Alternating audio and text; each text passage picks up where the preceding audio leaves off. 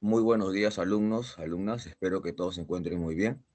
Vamos a iniciar nuestra clase del día de hoy referente a los temas vinculados al periodo de entreguerras, es decir, los años aproximadamente de 1919 hasta 1939, ¿no? Esos 20 años,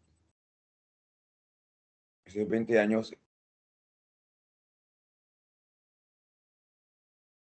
del final de la Primera Guerra Mundial y el comienzo de la Segunda Guerra Mundial. Esos 20 años. Pues se le va a conocer como el periodo de entreguerras, se le va a conocer así, periodo de entreguerras.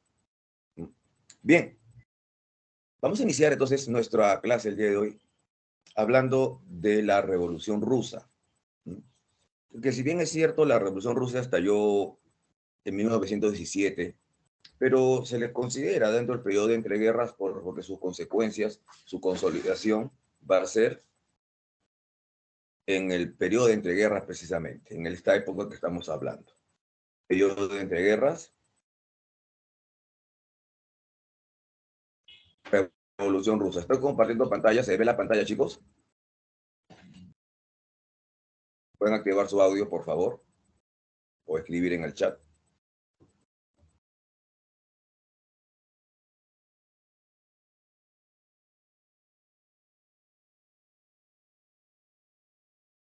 A ver, ¿se ve la pantalla, chicos? Por favor, respondan.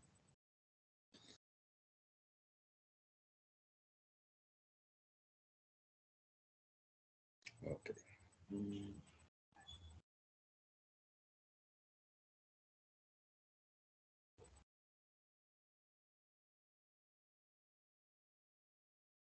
Ok, listo. Gracias. Entonces, continuamos. La Revolución Rusa. Para empezar, ¿por qué se le llama revolución? La palabra revolución, todos sabemos, significa cambio, significa transformación. Entonces, ¿qué es lo que cambió con este acontecimiento? Cambió el régimen zarista, el régimen monárquico del zar Nicolás II, cambió por un sistema primero de carácter republicano y luego por un sistema comunista. Entonces hubo un cambio acá, un cambio total de la sociedad. Entonces, bien puesta aquí la palabra revolución. Entonces, los antecedentes tenemos nosotros, bueno, el reinado autocrático, absolutista, autocrático del zar Nicolás II, que es el último representante de la familia Romanov. Vemos la imagen, el retrato del zar Nicolás II. Luego, la existencia de partidos políticos como el partido de los mencheviques. La palabra menchevique significa algo así como minoría, ¿no? Y bolchevique, en cambio, significa mayoría, pero no significa que unos son más, otros son menos, ¿no? La diferencia sustancial radica en que los mencheviques deseaban una república liberal, es decir, establecer un gobierno, que haya un presidente elegido de manera democrática, que haya un parlamento, que haya una constitución, que haya un respeto a las libertades, todo ese tipo de cosas. Eso deseaban los mencheviques, no como cualquier país, diríamos, la gran mayoría de los países actuales, ¿no? Un presidente elegido, digamos, constitución y todo eso. Eso querían los mencheviques. Los bolcheviques, en cambio, eh, deseaban un gobierno de carácter comunista. Recuerden ustedes que en clases pasadas hablamos nosotros sobre Carlos Marx y Friedrich Engels, ¿no? Ellos habían planteado, por ejemplo, recordaremos bueno, tiene varias obras, El Capital, el origen de la familia, la propiedad privada y el Estado, este de Engels, El Capital de Marx. Marx y Engels escriben juntos el manifiesto del Partido Comunista. Bien, en ese sentido, los bolcheviques seguían este lineamiento del manifiesto del Partido Comunista. Eh, Deseaban la llamada dictadura del proletariado, o sea, el gobierno debe estar dirigido por el proletariado, por ejemplo. Acabar con la propiedad privada, no debe existir propiedad privada, todo debe ser controlado por el Estado. Entonces, un gobierno estatista. Eso buscaban los bolcheviques, la dictadura del proletariado, repito, no propiedad privada y todo debe ser estatizado, todo debe ser controlado por el Estado. De estas ideas fueron Lenin, Lenin así se le conoce digamos, es más conocido, pero su nombre verdadero fue Vladimir Ilich Ulyanov, más conocido como Lenin. También tenemos a Trotsky, su nombre verdadero fue León Bronstein, y a Josip Suyashvili, más conocido como Stalin. Josip Suyashvili,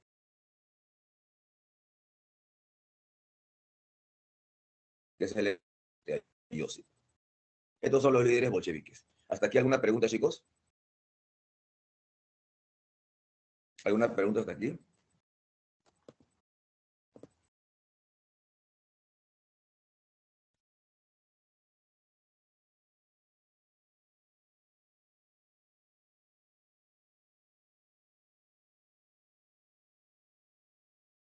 ¿Todo claro entonces?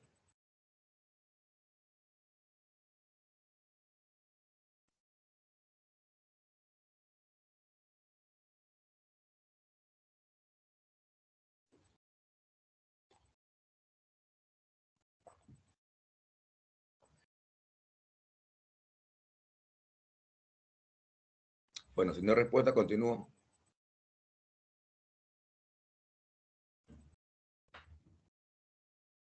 Otro antecedente para entender la revolución definitiva, el año de 1917, hay que trasladarnos a 1905, donde hubo una primera revolución, la llamada la revolución de Petrogrado. Esta revolución estalla en Rusia debido al fracaso de Rusia en una guerra que tuvo frente a Japón, por ejemplo. Un ratito, por favor.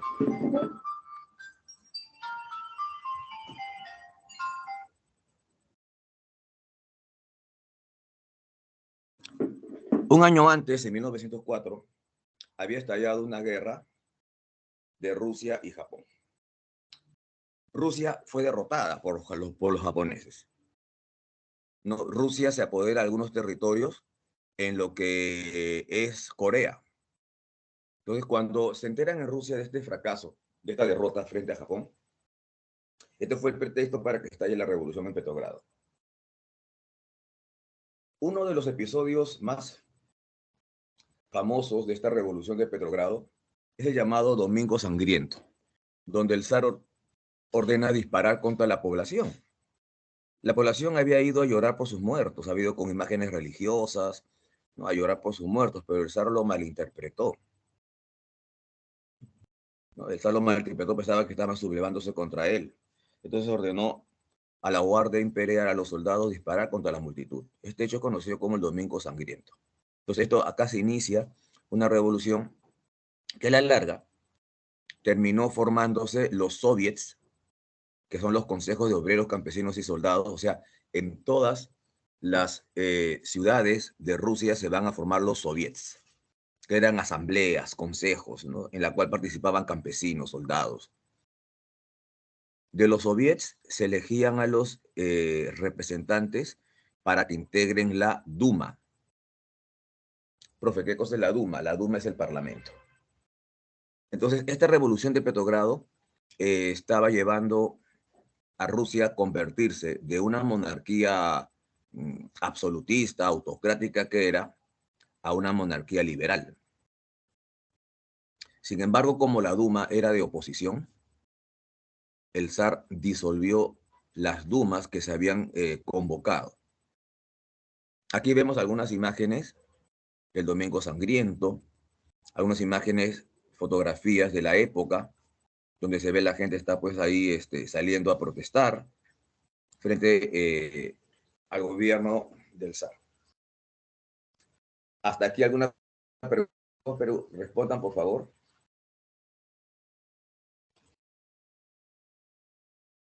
¿Está claro hasta aquí?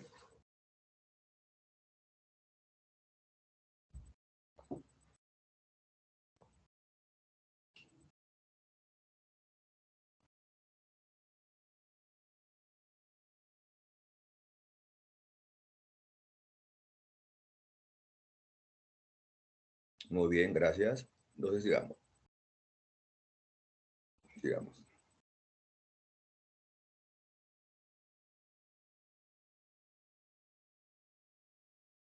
El año de 1917 fue un año clave en el desarrollo de la historia de Rusia. 1917, recuerden, es el penúltimo año de la Primera Guerra Mundial. Ahora recordemos, ¿cómo fue la actuación de Rusia en la Primera Guerra Mundial?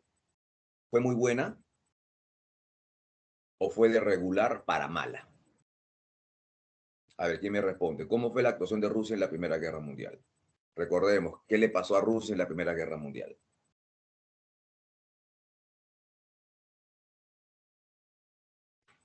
A ver, ¿qué me responden? ¿Qué es lo que se acuerdan? A ver, Carla, ¿qué me escribe?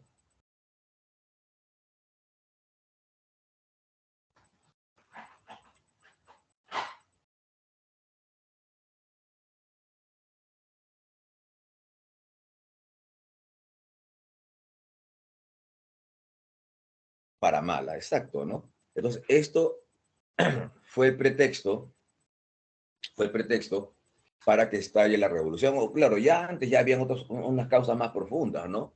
Como el hambre, la explotación, ese tipo de cosas ya había en Rusia. Entonces, esas fueron las causas fundamentales. Pero bastó esta derrota en la Primera Guerra Mundial para que esas falencias, para que eh, esos vicios de Rusia salieran a flote. Entonces, fracasa Rusia en la Primera Guerra Mundial. Estalla la revolución, el zar es obligado a abdicar, es decir, a renunciar al trono. Luego el gobierno, como dice ahí, recae en varias manos, ¿ah? En varias manos recae el poder. Sin embargo, para 1916, en abril de ese mismo año, Alejandro Kerensky del partido menchevique formó un nuevo gobierno. Recuerden que los mencheviques eran republicanos liberales, ¿no? Querían una república, un presidente, una constitución, un respeto a la propiedad privada, en fin. Él toma el poder. Sin embargo, Alejandro Kerensky deseaba seguir participando en la Primera Guerra Mundial. Él deseaba todavía eso, seguir participando en la Primera Guerra Mundial. Se estarán preguntando ustedes, profe, pero qué terco, ¿cómo va a desear seguir peleando en la Primera Guerra Mundial si ya estaba muy mal para Rusia? Vamos a analizar si el punto de vista de Alejandro Kerensky era una idea desfachatada, era muy terco. Recuerden, 1917. ¿Qué país, qué potencia recién declaró la guerra a Alemania en 1917? ¿Recuerden qué potencia declaró la guerra a Alemania en 1917? Porque ya estaban peleándose, recuerden, Inglaterra, Francia, Turquía, Austria-Hungría, todos estaban peleando, pero recién en 1917 una potencia entra en la guerra. A ver, ¿qué me han escrito en el chat?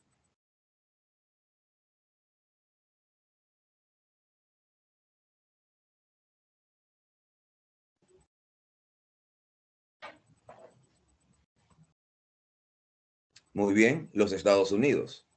Exacto, muy bien chicos, muy bien lo que han respondido Estados Unidos, excelente, los Estados Unidos. Entonces, y recuerden a qué frente iba a intervenir, perdón, Estados Unidos. ¿En qué frente peleó Estados Unidos? ¿En el frente oriental o en el frente occidental? Estados Unidos peleó en el frente occidental, ¿no es cierto? Donde estaba la frontera francesa, en otras palabras. Ahí peleó Estados Unidos. ¿Ok? Ahora, analicemos bien. ¿Le convenía eso entonces a Rusia? Claro, muy bien, Jair. ¿Le convenía a Rusia? ¿Por qué? ¿Sí o no? Si Estados Unidos, si se reforzaba el frente occidental con la presencia norteamericana allí, esto tenía que obligar a los alemanes a enviar más tropas al frente occidental por el ingreso norteamericano. ¿Estamos de acuerdo? ¿Cómo quedaría el frente oriental alemán? ¿Debilitado, sí o no?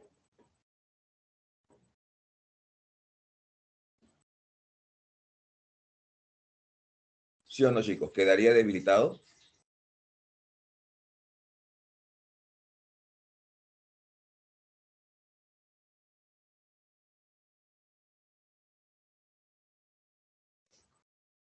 Entonces, si el frente oriental alemán quedaría debilitado, ¿le convenía a los rusos entonces?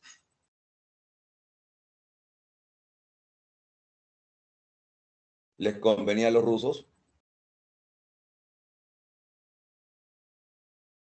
¿Qué dicen? ¿Les convenía a los rusos entonces?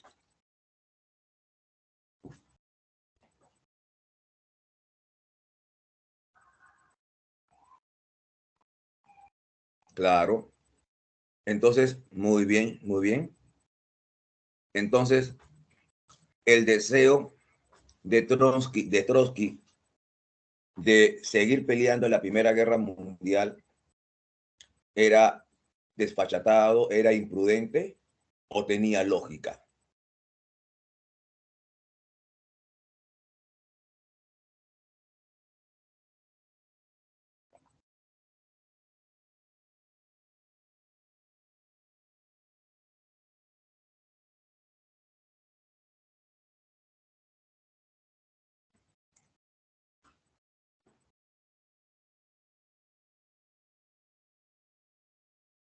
Claro, muy bien, Jair.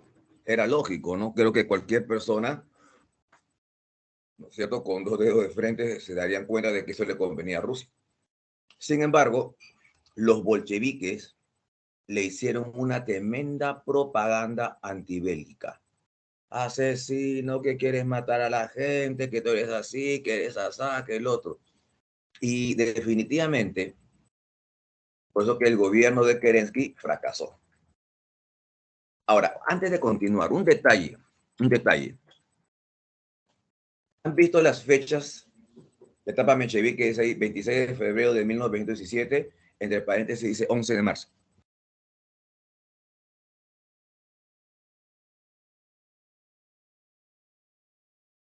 Fechas, estos años, los rusos usaban otro calendario. El calendario que usamos nosotros es el llamado calendario gregoriano, ese calendario que usamos nosotros, que es la fecha que vemos ahí que está entre paréntesis. Los rusos no usaban en esa época aún el calendario gregoriano. Los rusos usaban el llamado calendario juliano, que es la fecha que va primero. Que hay una diferencia entre calendario unos 11 a 12, 13 días más o menos. Esa es la diferencia. Ya posteriormente, ya pocos años después, los rusos adoptan el calendario gregoriano para estar en el mismo, digamos, la misma fecha que el resto del mundo, para uniformizar las fechas, por si acaso. Bien, entonces dijimos que el gobierno de Kerensky, el gobierno menchevique, fracasó por su deseo de seguir peleando en la Primera Guerra Mundial. Esto va a ser aprovechado por los bolcheviques, los comunistas. El 25 de octubre, para el calendario ruso, el calendario juliano, 7 de noviembre, según el calendario gregoriano que se usaba en el resto del mundo, Lenin y los bolcheviques tomaron el poder. Ahora hay que aclarar algo. Si los bolcheviques no querían seguir peleando en la Primera Guerra Mundial, ¿a qué país le convenía que Rusia se retire de la Primera Guerra Mundial? Ahí pregunto al aula, ¿a qué país le convenía que Rusia se retire de la Primera Guerra Mundial?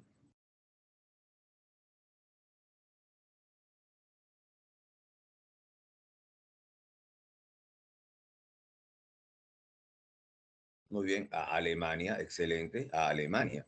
Iba a ser, no, los alemanes apoyan a Lenin. Lenin estaba exiliado, estaba fuera de Rusia, y los alemanes toman contacto con Lenin, son los que los trasladan a Lenin, lo trasladan hasta Rusia, ahí lo liberan, ahí, así fue.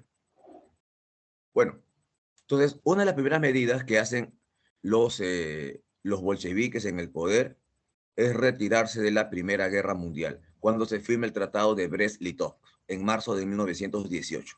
Recuerden ustedes, ¿no? Al retirarse Rusia de la Primera Guerra Mundial, ¿qué permitió? Que Alemania, las tropas alemanas que peleaban en el frente oriental contra los rusos, al retirarse Rusia, ¿a dónde se trasladen? Al frente occidental. Pero para esto ya había entrado Estados Unidos, ¿no? Entonces ahí viene la etapa final de la guerra. Bien, Trotsky fundó el llamado Ejército Rojo. En Rusia estalla una guerra civil.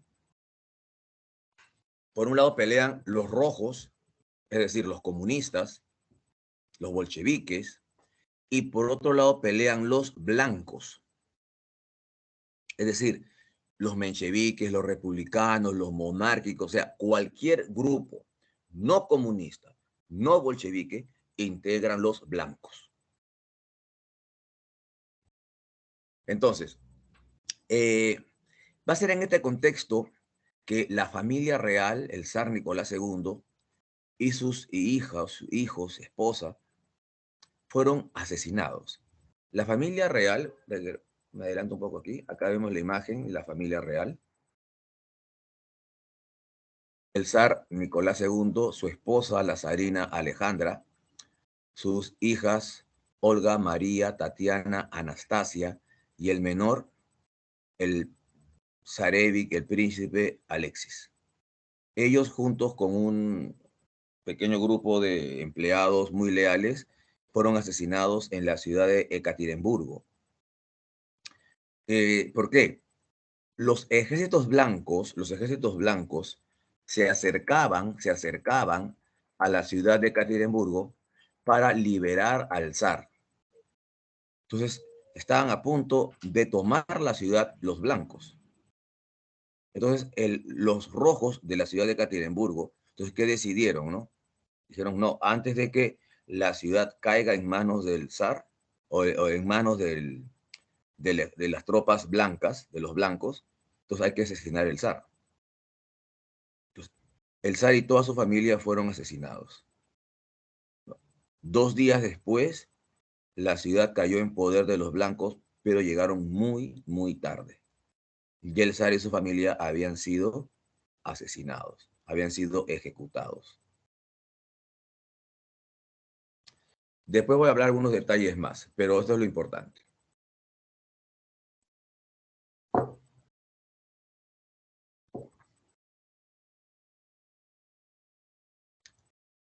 Una de las primeras medidas que van a hacer es la estatización de los medios de producción, es decir, las tierras, los bancos, las minas, las empresas, las industrias, todo pasan a mano del Estado. Desaparece la propiedad privada. El partido bolchevique cambió de nombre por el Partido Comunista. Ya les dije de esta guerra civil, los rojos contra los blancos. Triunfan los rojos, los comunistas, porque estamos hablando de una revolución comunista. En 1921, Lenin estableció el NEP, profe, ¿qué es el NEP? El nuevo plan económico. Fue una vuelta atrás, me refiero, ¿no? Los comunistas plantean todo debe ser estatizado. Sin embargo, en el nuevo plan económico estas medidas no dieron resultado, entonces Lenin estableció el NEP. ¿Qué significa esto, no? De que se permite la propiedad privada. Las empresas pequeñas vuelven a sus antiguos dueños. Las grandes empresas se estatizan, pero las pequeñas vuelven a sus antiguos dueños. Para 1922, Rusia cambió de nombre por la Unión de Repúblicas Socialistas Soviéticas. Ese es su nombre oficial, la Unión de Repúblicas Socialistas Soviéticas, que a lo largo de los años van a ir formando en total 15 repúblicas socialistas soviéticas, dirigidas por Rusia. Todo junto se llama la Unión Soviética, Unión de Repúblicas Socialistas Soviéticas. Para 1924 muere Lenin. Lenin muere de una enfermedad llamada esclerosis múltiple, enfermedad neurológica. Al morir Lenin, se inicia una pugna por el gobierno, por el poder entre Trotsky y Stalin. Ambos tenían puntos de vista muy diferentes. Trotsky era partidario de difundir la revolución a nivel del mundo, ¿no? Difundirlo todo, ¿no? Formar diversos países comunistas bajo la tutela de la Unión Soviética. Entonces decía, ¿no? Formar, establecer. En cambio, Stalin decía, no, comunismo en un solo país. O sea, Stalin era de la idea de formar, de fortalecer el comunismo en Rusia y que Rusia sea el país líder, el referente, el que dirija el comunismo en todo el mundo. En cambio, Trotsky decía, no, que cada país debe tener su propio gobierno comunista. Cada país. Entonces, son puntos de vista diferentes, ¿no? No, él decía, pues, la revolución, expandir la revolución en el mundo. El otro decía, no, el comunismo en un solo país, que sea Rusia y o que la Unión Soviética en este caso dirija al resto, que es el país que mande al resto del mundo. Esa es la pugna ideológica entre Trotsky y Stalin. De esta pugna, tanto ideológica como política, triunfa Stalin. Y se inicia el gobierno de Stalin. Un gobierno que duró 29 años, es la famosa dictadura de Stalin.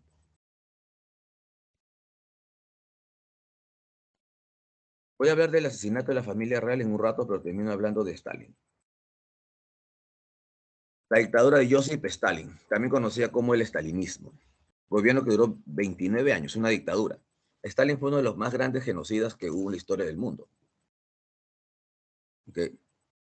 Una persona, si me pongo a comparar entre Hitler y Stalin, yo diría de que Stalin era peor que Hitler. ¿Debido a que Hitler estaba loco? ¿Ya? En cambio, Stalin, todas las acciones que hacía Stalin eran fríamente calculadas. Él era consciente de lo que hacía, pero él tenía un objetivo, ¿no? El poder, ¿no es cierto? Eh, el triunfo de la Unión Soviética. Entonces, los métodos que usaba Stalin definitivamente no eran nada ortodoxos. No le tembló la mano para tomar decisiones terribles y matar miles, quizás millones de personas. En cambio, a Hitler no, Hitler estaba loco, pues, es un loco. O sea, ¿qué se puede esperar de un loco?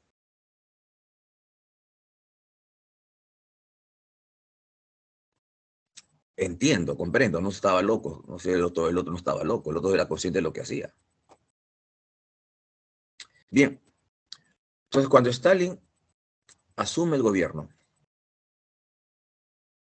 su objetivo, económicamente hablando, era levantar la economía de la Unión Soviética. Y para esto, ¿qué va a hacer Stalin? Aplica los llamados planes quinquenales. Es decir, economía planificada por el Estado cada 5 años.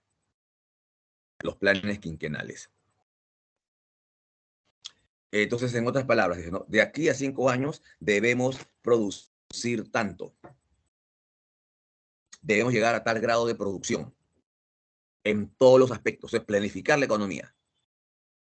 Claro, eso es bueno, tú tienes que planificar, o sea, tú no vas a ver la economía, pues no va a estar aquí, por allá, entonces tengo que planificar. Ese aspecto es bueno, no del todo, pero es bueno, ¿no? Planificar tu economía. Debemos ahorrar esto para llegar al objetivo. Una economía planificada. Entonces, todo mundo debe trabajar siguiendo los lineamientos planteados. El gobierno dice que hay que llegar a tal grado de producción, entonces todos los aspectos de la sociedad, tanto en salud, economía, educación, ¿no? Producción, todos deben estar orientados a alcanzar el objetivo, la meta trazada por el gobierno. Pues también en educación, por supuesto, por ejemplo, es decir, si el gobierno desea profesionales que dirijan, técnicos que dirijan, que ocupen los principales puestos públicos, entonces la educación también debe estar orientada a formar esos profesionales que requiere el gobierno para lograr el objetivo de los planes quinquenales. La salud también. Si queremos que haya, digamos, que se logre ese plan, entonces debe haber una buena alimentación, debe haber una buena, sobre todo alimentación, cuidar, digamos, el tema de las enfermedades. Entonces, también orientado a eso. O sea, todos los aspectos de la sociedad del gobierno están orientados a alcanzar la meta, el objetivo de los planes quinquenales. ¿Hasta aquí alguna pregunta?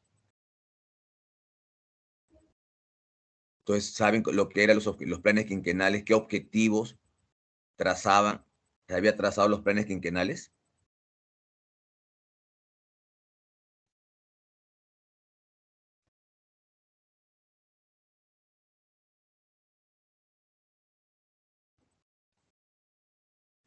Muy bien, Carla. Entonces, continuamos. El primer plan quinquenal se estableció en 1918. Perdón, 1928, que estoy hablando, 1928. Y concluyó para 1933. Fue un gran éxito estos planes quinquenales. El segundo plan quinquenal, entonces, trazado, se planteó en 1933 y terminó en 1938. Otro éxito. Entonces, la industria pesada desarrollada, la industria bélica desarrollada, ¿ok? Un nivel altísimo de desarrollo alcanzó los planes quinquenales. El tercer plan quinquenal se estableció en 1938 y debió terminar en 1933. Pero empezó el tercer plan quinquenal en 1938 y debió terminar en 1943. ¿Por qué digo que debió terminar en 1943? ¿Por qué fue interrumpido el tercer plan quinquenal? ¿Qué había ocurrido? ¿Qué había pasado? ¿Qué me puede decir?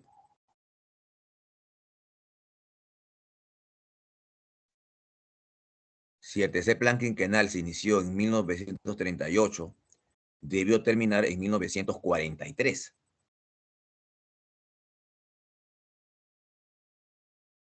¿Por qué no terminó en ese año? ¿Qué había pasado? ¿Fue interrumpido? ¿Qué había pasado para que ese plan quinquenal se interrumpa? A ver qué me escriben en el chat.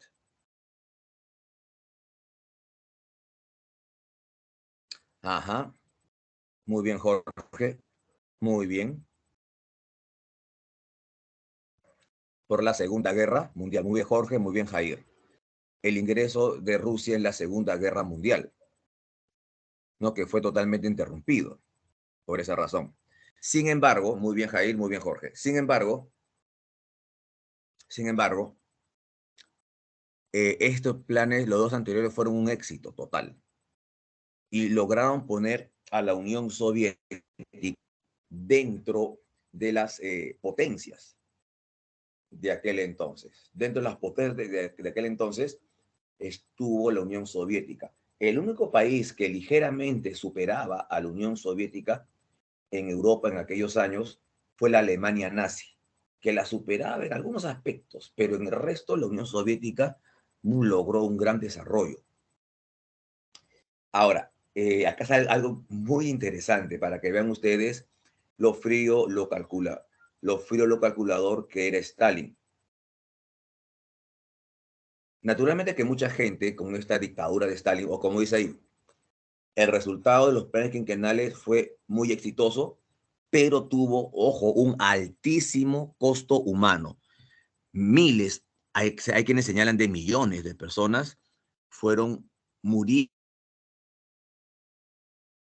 debido a este tipo de economía, de trabajos forzados al cual eran sometidos.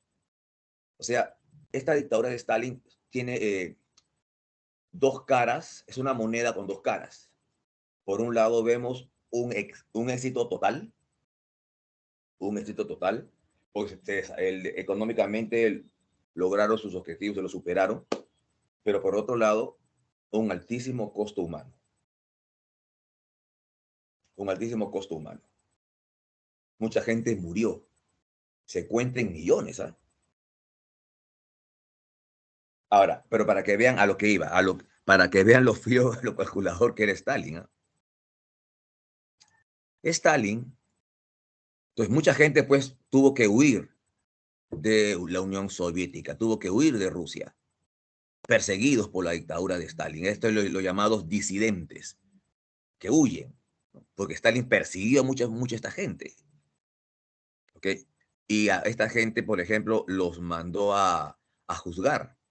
Dijo, no, dijo Stalin, no, aquí en el Partido Comunista de la Unión Soviética, hay muchos enemigos, están en contacto, brindan información a nuestros enemigos, a Alemania, brindan información a Japón. Entonces, no, hay que purgar el Partido Comunista. Acá hay mucha gente, traidores.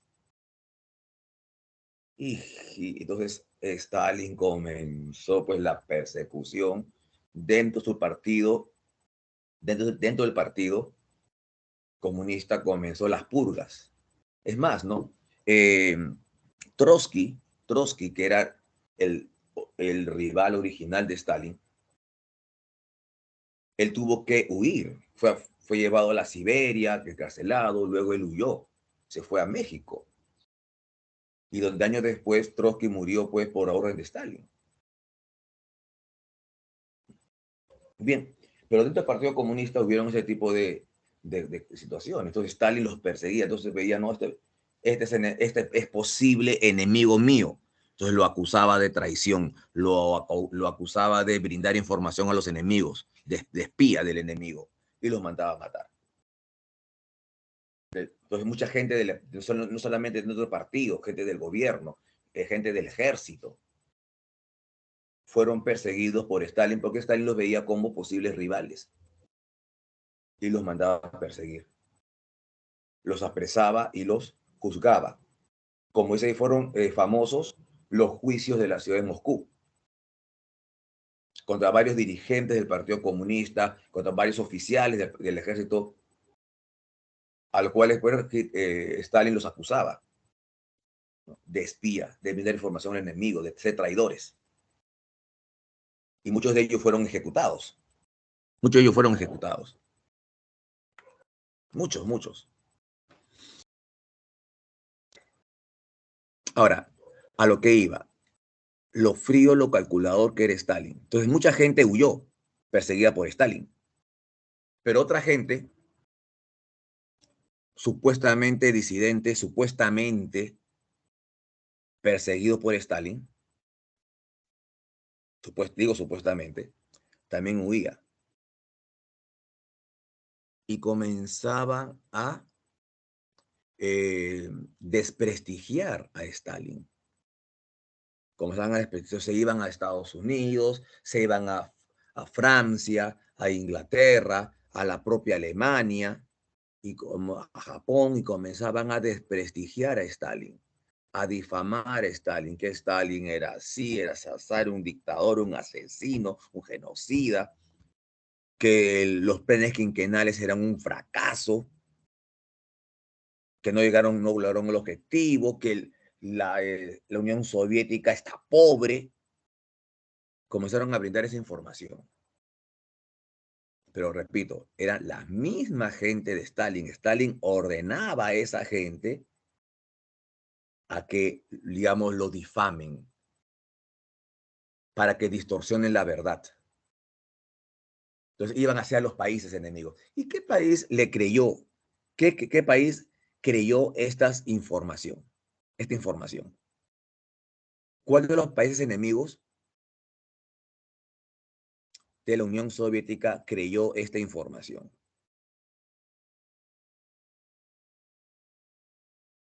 ¿Alguien sabe? Creyó esta información errada, ¿no?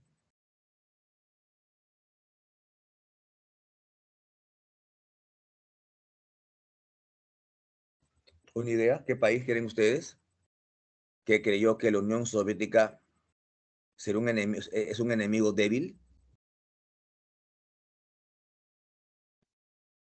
y que sería fácilmente vencido?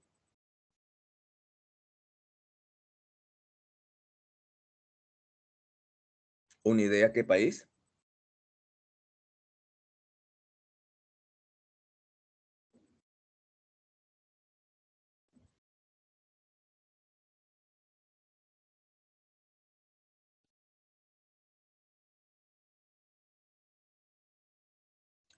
A ver, no tienen una idea. ¿Qué país quieren ustedes? ¿Con qué país se enfrentó la Unión Soviética en la Segunda Guerra Mundial?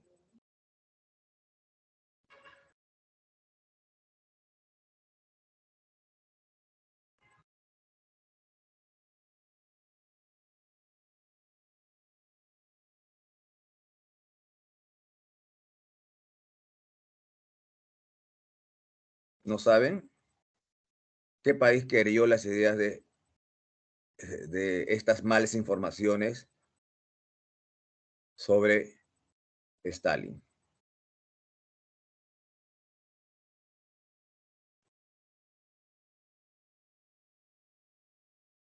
Muy bien, Jair, Alemania. Hitler se la creyó. Entonces Hitler pensó, vencer a la Unión Soviética va a ser fácil. Cuando Alemania invade la Unión Soviética en la Segunda Guerra Mundial, que encontró un país poderoso, un país fuerte. Entonces Hitler pensó, compro la información que me habían dado es errada, sí, y tú te la creíste. Y mira lo que pasó en la Unión Soviética, Alemania perdió. Así de frío calculador era Stalin.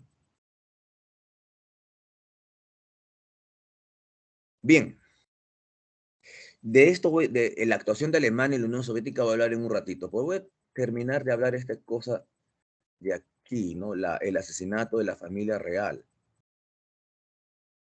Asesinato de la familia real. Repito, la familia real fueron llevados de ciudad en ciudad. Fueron llevados de ciudad en ciudad. Fueron llevados a la familia real, de ciudad en ciudad, para evitar caer en manos de los blancos, para que los blancos los liberen. Y en la ciudad de Caterimburgo fueron asesinados. Todos fueron asesinados. Nadie sobrevivió. Nadie. Fueron acribillados y los cuerpos enterrados a las afueras de la ciudad. Sin embargo, años después aparecieron varios impostores que desean ser, pues, uno de los sobrevivientes de esta terrible matanza. Varios aparecieron mujeres que decían ser Olga, apareció Tatiana, otra hija, pero la más famosa de las impostoras que aparecieron fue una mujer que decía ser Anastasia. Como estamos viendo la imagen, que vemos la verdadera Anastasia y vemos la otra Anastasia. Definitivamente no se parece en nada. No se parece en nada. No se parece en nada. Bueno, pero la prensa, mmm, bueno, ustedes la prensa por vender, ¿no? Sacan información y se le da mucha cabida.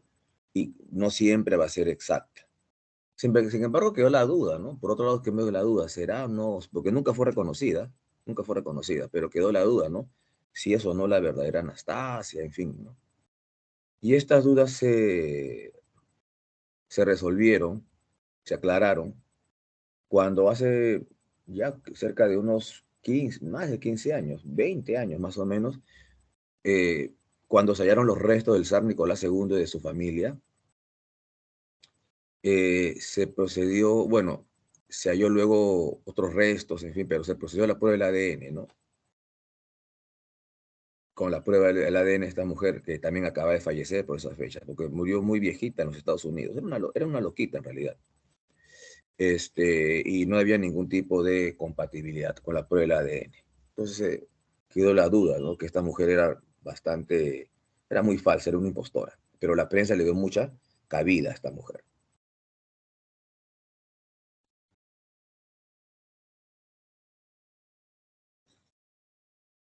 Veamos.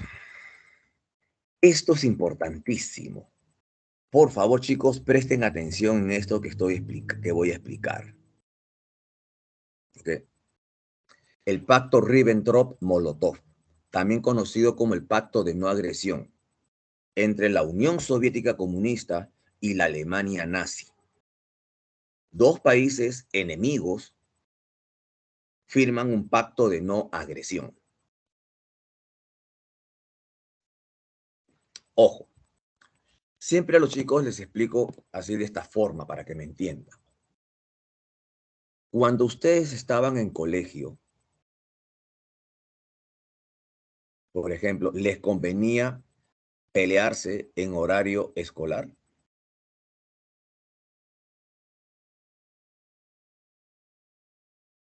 Pregunto al aula. ¿Les convenía pelearse en horario escolar?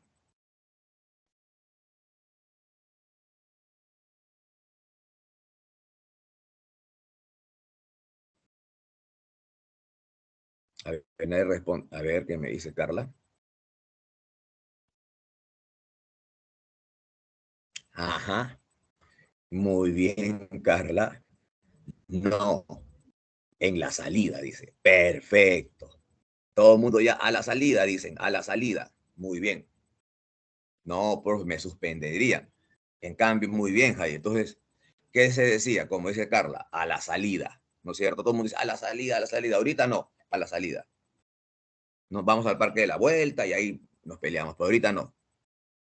No, llegaban los profesores, directores, ¿se van a pelear? No, no, no, no, no, decían, no, no, no. Ah, ya no van a pelear, no van a pelear. A la salida buscaban un lugar al parque de la vuelta y se peleaban. Perfecto. Entonces entendieron la idea, entendieron el mensaje. Este pacto firmado entre la Alemania nazi y la Unión Soviética comunista, el pacto Ribbentrop-Molotov, que es el nombre de los firmantes, ¿ok?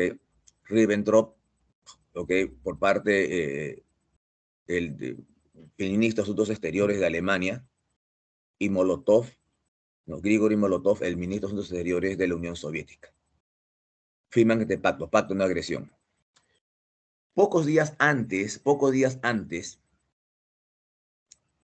del estallido de la Segunda Guerra Mundial, se firma este pacto. Vean ustedes el 22 de agosto de 1939. La Segunda Guerra Mundial estalló el 1 de septiembre, o sea, una semana antes. Estos dos países enemigos firman un pacto de no agresión. Ambos países, como dice, acordaban repartirse Polonia, como estamos viendo ahí, Polonia. Está el territorio polaco, la mitad de Polonia, prácticamente la mitad de Polonia, una parte de Polonia para la Alemania nazi y la otra parte para la Unión Soviética. Entonces, todos los países enemigos acordaban eso. Ahora, como dice ahí, ¿qué ganaba Alemania? Además de apoderarse de la mitad de Polonia, Alemania no peleaba en la Segunda Guerra Mundial en dos frentes. Recuerden ustedes, Alemania en la Primera Guerra Mundial no peleó en dos frentes, frente oriental contra los rusos, frente occidental contra los franceses. Entonces, esta Segunda Guerra Mundial, Alemania no va a caer en el mismo error de pelear en dos frentes. Entonces, ¿qué le convenía a Alemania? Concentrar todo su poder en un solo frente y no pelearse con los soviéticos, con los rusos. Entonces, eso buscaba Alemania, no pelear en dos frentes. ¿Qué ganaba la Unión Soviética? Los soviéticos ganaban territorio sobre Polonia, Finlandia, pero los soviéticos, ¿ok? ¿Qué ganaban? Ganaban tiempo. Recuerda de que estaban en su tercer plan quinquenal. Ganaban tiempo para prepararse, para luchar contra Alemania, para armarse aún más.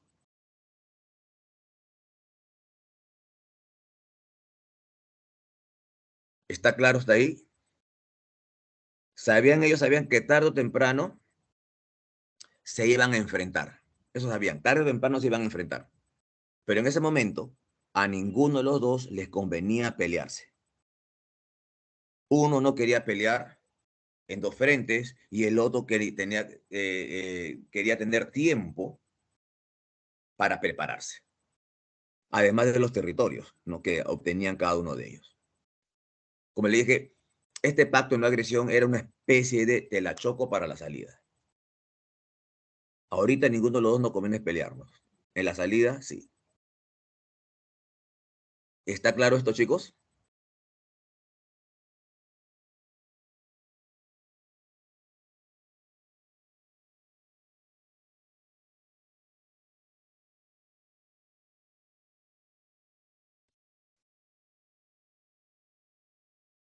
Muy bien, muy bien, Carla. La única que me respondió es Carla. Gracias, Carla. ¿Qué me dice el resto del aula?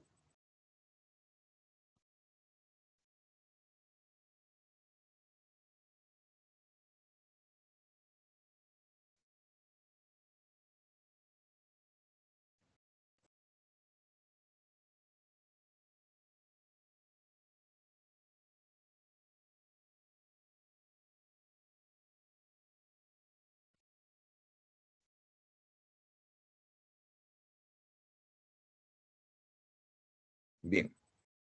Vemos, por ejemplo, le hicieron una especie de meme sarcástica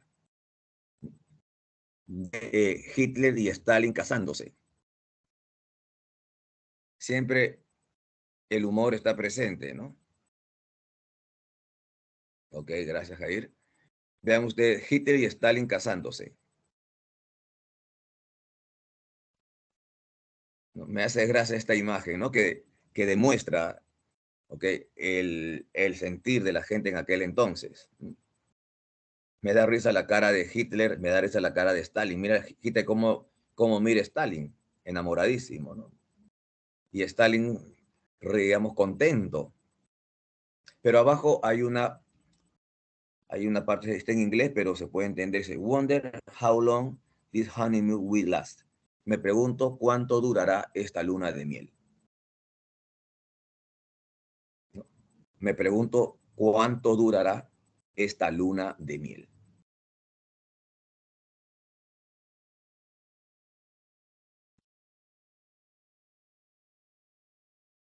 Así es la guerra, pues chicos, ¿no?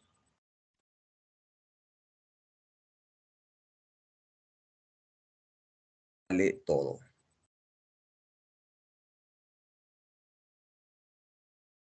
Muy bien.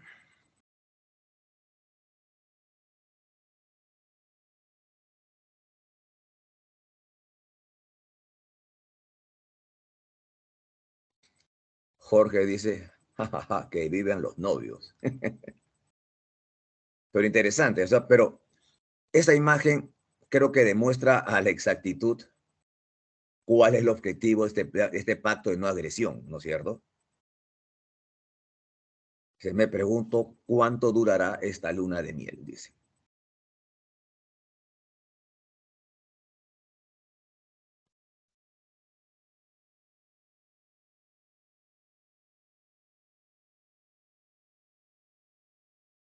Pasamos a hablar ahora de otro dictador europeo de esos años, pero de una ideología diferente, pero igualmente dictatorial.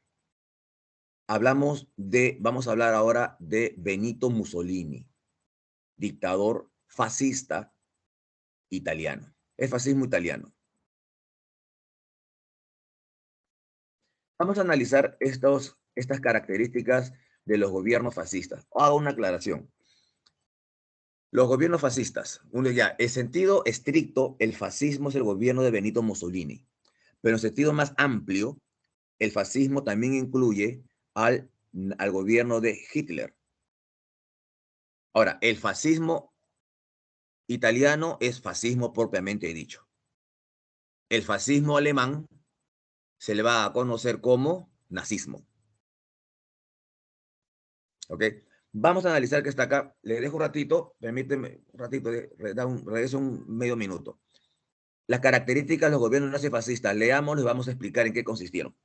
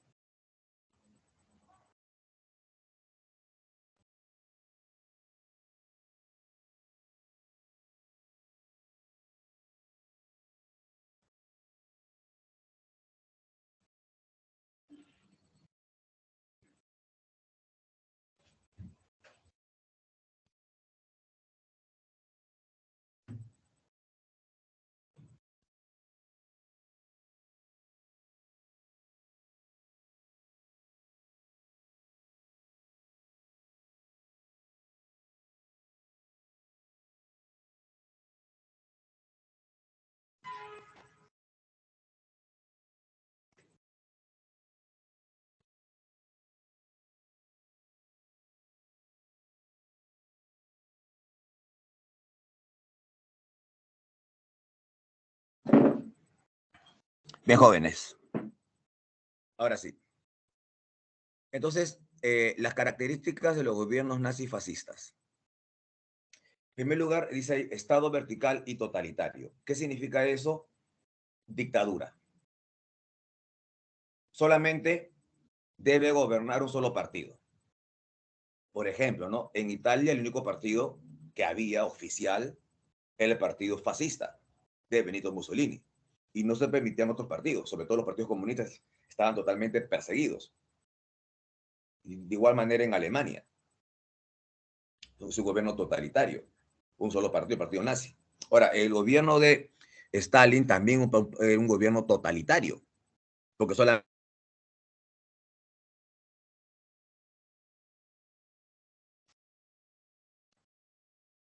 Ahora, con la diferencia de que el gobierno de Stalin es un régimen comunista, ¿no? Y en el resto eran regímenes fascistas.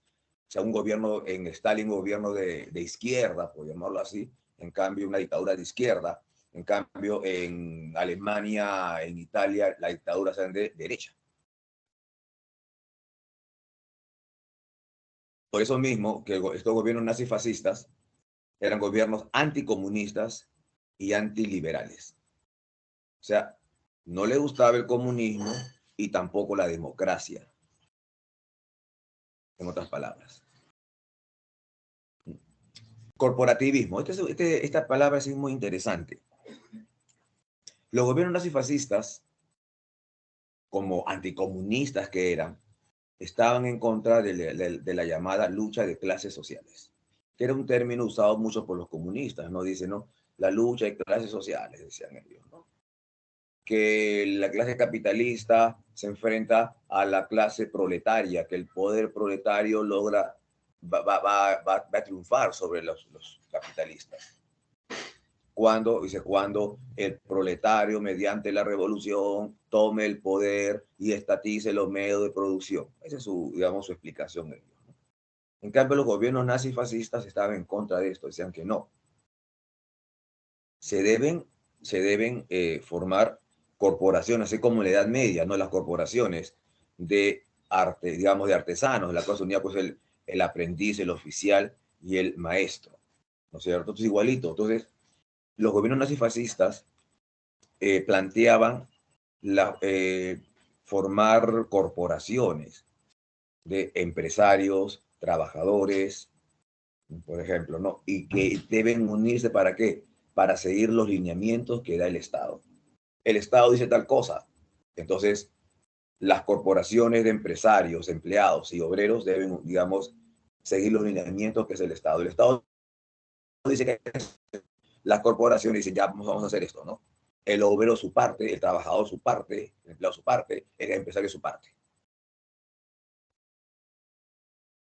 En cambio, los comunistas, ellos que hablan, ¿no? De la igualdad, todos somos iguales, todos son iguales, los mismos derechos. En cambio, las corporaciones de los regímenes nazifascistas dicen que no. Ellos plantean de que debe haber las diferencias sociales, pero todos, sean ricos o pobres, deben trabajar por el Estado.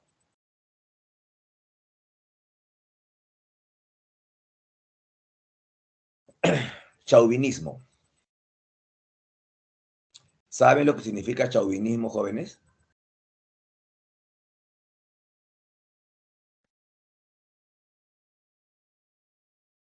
¿Saben lo que significa chauvinismo?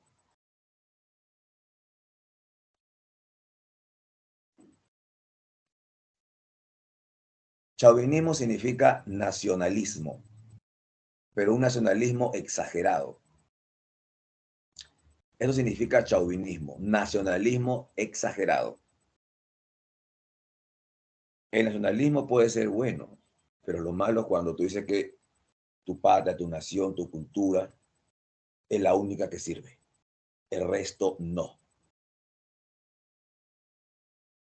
Entonces, el chauvinismo exagerado es peligroso, porque el chauvinismo exagerado, ¿no es cierto? El nacionalismo exagerado, ¿en qué desemboca? Desemboca en la xenofobia, en el racismo, xenofobia, el odio del extranjero.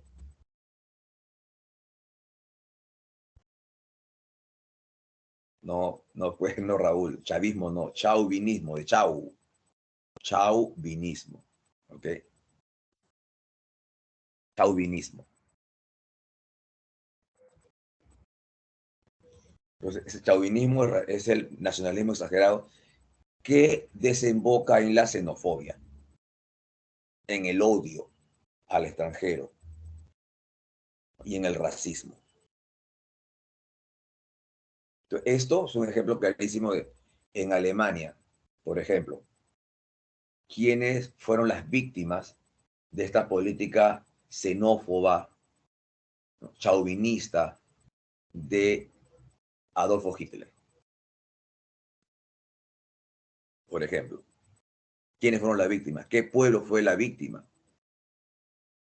Los judíos. Los judíos, exacto, los judíos. Los judíos. ¿No? También Polonia, también, ¿no es cierto? Exacto, muy bien. Entonces, eso ya se dan cuenta ustedes de lo que persiguen estos gobiernos. Mesianismo o culto al líder. Ajá. La palabra del líder es ley y se cumple. En Alemania a Adolfo Hitler le decían el Führer. En Italia a Benito Mussolini le decían el Duce. En España a Francisco Franco le decían digamos, le decían el generalísimo. Es el culto al líder. La búsqueda del espacio vital es otra palabra para expresar, el espacio vital es otro término, no palabra, otro término para expresar el imperialismo, el expansionismo.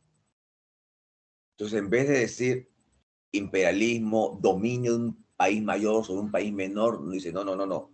Suena mejor espacio vital, como una necesidad digamos, del Estado expandirse para satisfacer sus necesidades.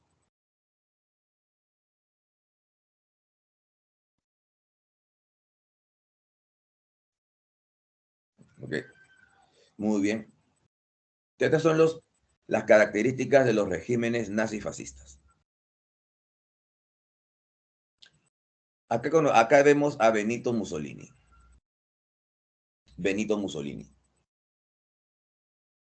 La imagen de este personaje. Benito Mussolini era un maestro de escuela. Perteneció, ¿no? Formaba originalmente, formaba parte de las filas, era de las filas del Partido Socialista Italiano. Cuando Italia entra en la guerra, Benito Mussolini, dentro del Partido Socialista, él era editor del diario, del diario del Partido Socialista, Avanti, no, Avance, sería la traducción, era el editor de ese diario, del diario del Partido Socialista. Entonces él trabajaba en el diario ahí. Entonces, cuando Italia entra en la guerra, Benito Mussolini escribió en ese diario su punto de vista con respecto al ingreso de Italia en la guerra, ¿no? Que era muy favorable, que estaba a favor. Por esa razón, Benito Mussolini fue expulsado del Partido Socialista, lo votaron.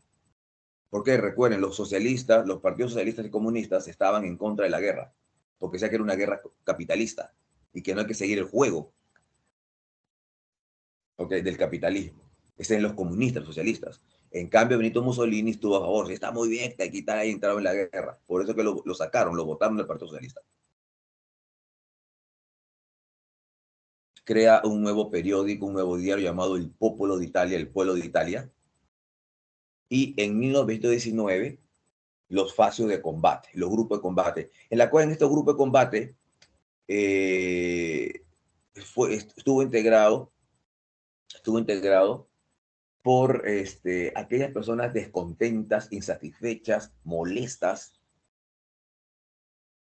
con el resultado de la Primera Guerra Mundial. Recuerden ustedes, si bien es cierto, Italia formó parte de los grupos vencedores de los partidos, o perdón, de los países vencedores de la Primera Guerra Mundial, pero a Italia no le dieron todo lo que pedía. Por eso que Italia quedó muy insatisfecha. Lo hemos visto la semana pasada, Italia quedó muy insatisfecha de lo que pedía. Entonces, esa insatisfacción ¿no? Fue bien canalizada por Benito Mussolini, ¿no? Y agrupó a muchas personas que estaban molestas por el Tratado de Versalles, a quien culpaban, ¿no es cierto?, también los italianos de la crisis económica que había, pues después de toda guerra hay una crisis económica, ¿no? Entonces Italia dijo, hemos participado, no nos dieron lo que solicitábamos, porque nos dieron un poco, y encima y eso ha provocado más hambre, hambruna, ¿okay? Explotación en este país. Entonces esa gente descontenta forma parte, va a seguir a Benito Mussolini, quienes fundan los facios de combate. Ahora, dentro de estos grupos de combate o facios de combate, destacaban las llamadas camisas negras, que eran los matones del partido, o que eran los matones. Entonces Benito Mussolini se reúne con estos matones, que se distinguían por vestir camisa negra. Estos matones, las camisas negras, ¿a quiénes atacaban? Los grupos de izquierda, socialistas, comunistas, los sindicatos y cualquier otra persona que se oponía a ellos. Las camisas negras, como dice ahí, se apoderaron de las calles. En las calles ellos hacían una serie de atrocidades. ¿Ok? Incendiaban a los locales de los partidos comunistas, socialistas, los locales de los sindicatos. Cometían una serie de fechorías. Sin embargo, las autoridades no hicieron nada. ¿Por qué? Por complicidad. A las autoridades tampoco les gustaban estos partidos comunistas, socialistas, sindicatos, tampoco les gustaba. Pero ellos no hacían eso. Dejaron que el trabajo sucio lo hicieran los fascistas, las camisas negras. Entonces luego ellos se lavaban la mano. Yo no fui, fueron ellos. Voy a buscar a los matones esto, lo voy a juzgar. No hacían nada.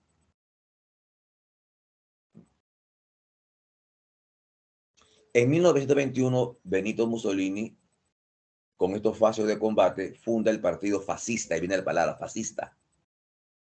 Dentro del partido fascista, Benito Mussolini fue declarado guía, ¿no? Conductor, ¿no? Que en italiano se lee duce, se escribe duce, se lee duce. Al año siguiente, Benito Mussolini realiza la famosa Marcha sobre Roma, con la cual, con esta marcha sobre Roma, Benito Mussolini se apodera del gobierno.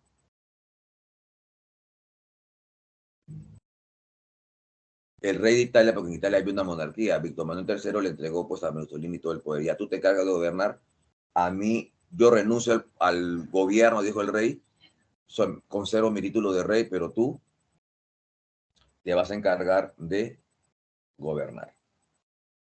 Acá vemos algunas imágenes de la marcha sobre Roma. Vemos a Benito Mussolini.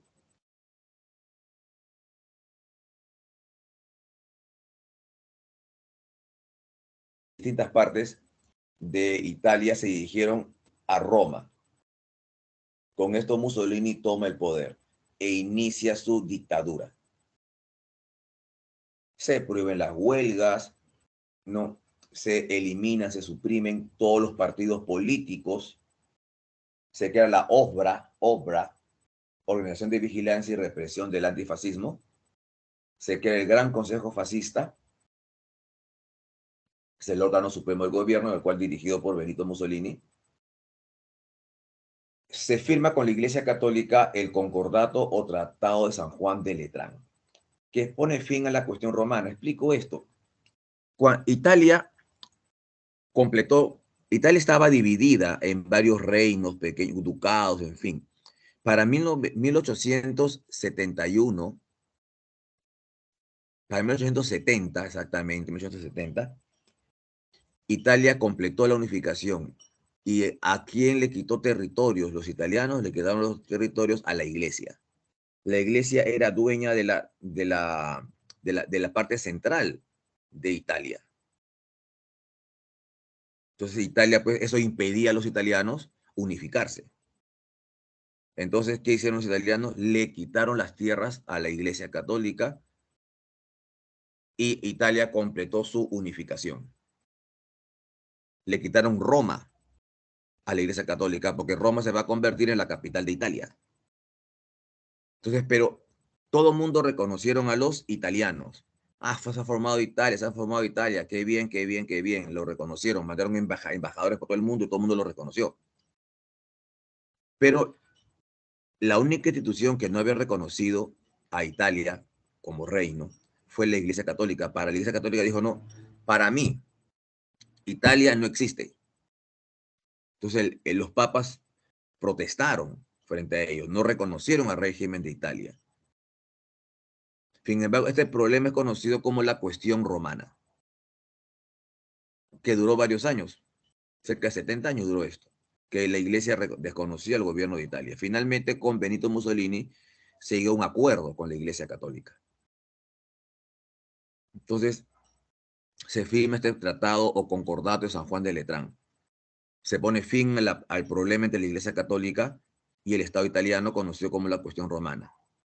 Y el Estado italiano reconoció al Vaticano como Estado pontificio. Le dijo, mira, todo lo que tenías antes no te lo voy a entregar, pues no te pases. Reconozco como Estado pontificio la Plaza de San Pedro, que son 44 hectáreas. Ya, eso le devuelvo a la iglesia, el resto no. Llegaron a ese acuerdo.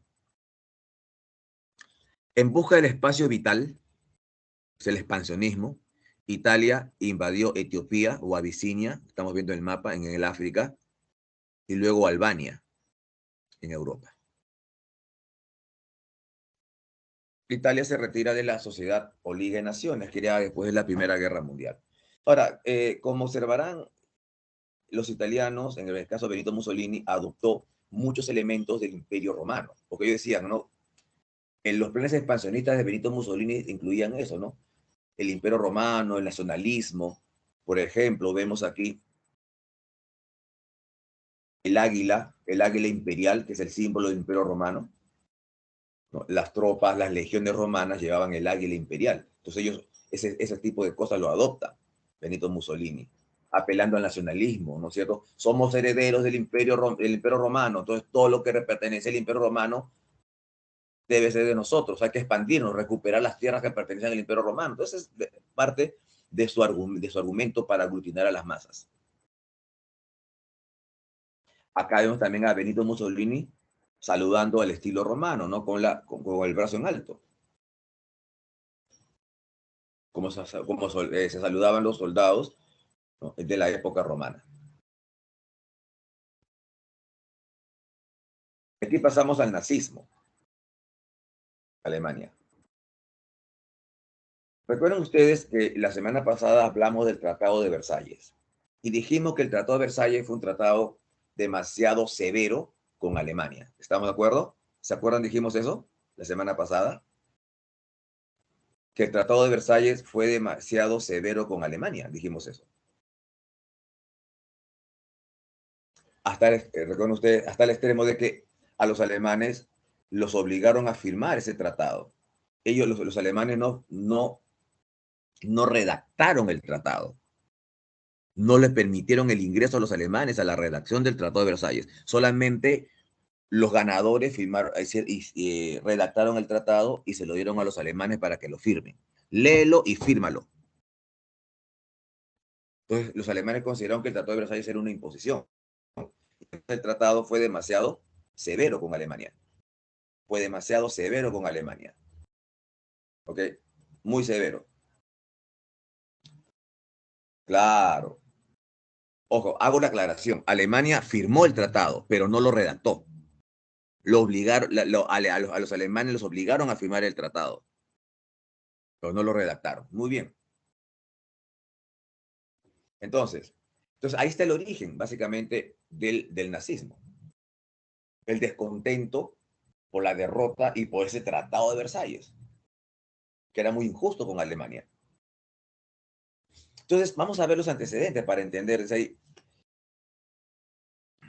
La vida política de Alemania se vio afectada por esta condición. Es lógico, el tratado muy injusto, ¿no? Encima, pues, le quitaron todo a Alemania y tenía que pagar luego pues a Alemania los gastos de la guerra. Esto que originó una terrible crisis económica en Alemania. Entonces, prácticamente no había clase media, habían o ricos o pobres, y la gran mayoría era pobre. Entonces, esta gente pobre va a decir, caramba, ¿no? Entonces, se va a sentir descontenta y satisfecha y va a buscar soluciones. Una de las soluciones, el comunismo. Sí, comunismo, para que solucione esta crisis. Otra solución, el nazismo. ¿Saben ustedes? Esta gente empobrecida se dirige a estos partidos, que poco a poco van a ir aglutinando a los descontentos. Ahora, por otro lado, no hay que olvidar de que la guerra es un negocio. Los países ganadores, o sea, ¿qué van a hacer? Entonces, en este caso, ¿a qué me refiero? Estados Unidos, ¿qué va a hacer Estados Unidos? No, bueno, gané la guerra, entonces voy a ampliar mis mercados. Voy a ampliar mis mercados. ¿No? Antes mi mercado estaba en América, una parte del Asia, ahora quiero ampliar mis mercados, como gané, en Europa. La guerra ya terminó, entonces voy a invertir en Alemania, donde veo un buen mercado. Entonces Estados Unidos invierte, coloca sus capitales en Alemania.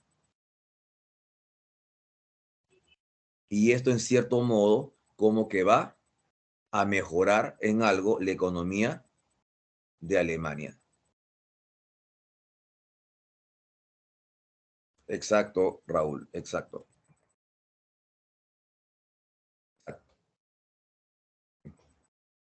Muy buena observación. Entonces, a lo que iba. Entonces, Estados Unidos, después de la guerra, invierte en Alemania. En Alemania, varios países de Europa, entre ellos Alemania. Esta inyección económica como que mejoró la situación en Alemania. Entonces, no tenía razón estas ideas radicales, ¿no? Sobre todo del nazismo. ¿Por qué? Porque Alemania, mal que bien, se estaba recuperando. La cosa cambia totalmente cuando en Estados Unidos estalla la crisis de 1929. Esta crisis fue fatal. Si Estados Unidos, el corazón del mundo capitalista, cayó en crisis, entonces, ¿qué se va a hacer pues en el resto del mundo? Entonces, Estados Unidos se vio obligado ¿qué? A retirar sus capitales, los capitales norteamericanos, se retiraron de los países que había invertido. Entonces, por lo tanto, Estados Unidos retira sus capitales de Alemania, lo que va a originar una terrible, terrible crisis. Entonces, frente a esta crisis quedaba o comunismo o nazismo. Entonces, pero había un temor hacia el comunismo. Entonces, mucha gente dice, no, no me gusta ni el nazismo, no me gusta ni el comunismo. Pero caramba, escojo el mal menor. El nazismo, no me queda otra alternativa. Así es así que así entendemos por qué va a triunfar el nazismo. Acá vemos imágenes de la crisis que vivía Alemania. Adolfo Hitler. Vean, me han escrito algo en el chat. La crisis sí, por el exceso de producción, sin control, exactamente. Eso es lo malo del liberalismo, ¿no? Que no hay un control del Estado, ¿no? Hay un exceso de producción y llegó un momento de que había mucho, mucho que ofrecer y nada que comprar. Entre otras causas, ¿no es cierto? Por eso viene la crisis. Bien. Hitler nació en Austria, país alemán, Austria. Participó en la Primera Guerra Mundial, fue herido en la Primera Guerra Mundial. Eh,